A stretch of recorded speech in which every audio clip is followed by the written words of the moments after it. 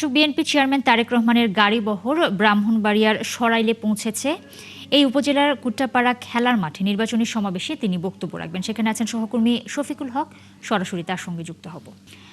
শফিকুল, সরাইলে জনসভা কখন শুরু হবে, কি বলছেন নেতাকর্মীরা, মানুষের উপস্থিতি কেমন দেখছেন, সব মিলিয়ে বিস্তারিত যদি বলেন। রাখতে চাই, বিএনপির চেয়ারম্যান তারেক রহমান এখনো আসলে ব্রাহ্মণবাড়িয়ার যে জনসভাস্থল সেখানে এসে উপস্থিত হতে পারেননি। তিনি পথে রয়েছেন, হয়তো অল্প কিছুক্ষণের মধ্যে এই ব্রাহ্মণবাড়িয়ার যেই নির্বাচনী প্রচারণার যেই স্থান নির্ধারণ করা হয়েছে সেখানে এসে তিনি উপস্থিত হবেন। এবং এখানে কিন্তু সেই দুপুর থেকে বিএনপি কর্মী সমর্থক সহ সাধারণ মানুষ তাদের যে উপস্থিতি, আমরা এর আগে খবর নিয়ে যেটি দেখেছি, আমরা বহরের সাথে ছিলাম, তবে আমরা কিছুটা সামনে এগিয়ে এসে যেতে দেখতে পেয়েছি এখনো নেতাকর্মীদের অবস্থান এখানে রয়েছে। তারা কিন্তু অধীর আগ্রহে এখানে অপেক্ষা করছেন।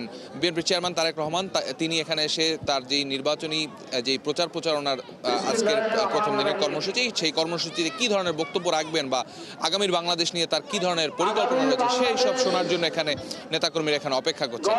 এর বাইরে একটি কথা বলতে হয়, এর আগে তিনটি প্রচারণার যে জনসভা সেখানে তারেক রহমান বক্তব্য রেখেছেন এবং সেই বক্তব্যে কিন্তু তার যে পরিকল্পনাগুলো সেগুলো তিনি বিস্তারিত বলার চেষ্টা করেছেন। পাশাপাশি তিনি নির্বাচন নিয়ে যারা ষড়যন্ত্র করছে বা নির্বাচন নিয়ে যারা ষড়যন্ত্র করছে তাদের বিরুদ্ধে কিন্তু একটি কড়া বার্তা তিনি দিয়েছেন এবং সেই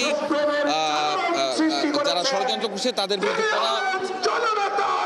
কড়া বার্তা দিয়ে তাদের সতর্ক করেছেন এবং যারা ভোটার তাদেরকেও বলেছেন যে আসলে এবারের যে ভোটাধিকার প্রয়োগের যে বিষয়টি সেটি যেন কোনোভাবেই কেউ ব্যাহত করতে না পারে, সেজন্য সবাইকে সতর্ক থাকার আহ্বান তিনি এর আগের যে দুটি প্রচারণা জনসভা সেখান থেকে তিনি জানিয়েছেন। এই ব্রাহ্মণবাড়িয়ার যে জনসভার স্থানটি নির্ধারণ করা হয়েছে, এরপরে আরও তিনটি জনসভায় পথসভায় তিনি অংশ নেবেন এবং এর মধ্যে দিয়ে আজকে তার যে নির্বাচনের প্রথম দিনের কর্মসূচি সেটি শেষ হওয়ার কথা রয়েছে। তো আমরা রয়েছি ব্রাহ্মণবাড়িয়ায়, হয়তো অল্প কিছুর মধ্যেই তারেক রহমান এখানে এসে পৌঁছবেন এবং এখানে এসে তার যে প্রধান অতিথির বক্তব্য সেটি তিনি রাখবেন। পাশাপাশি এই এলাকার যারা বিএনপি মনোনীত প্রার্থী তাদেরকে সবার সামনে পরিচয় করে দেওয়ার কথা রয়েছে তারেক রহমানের।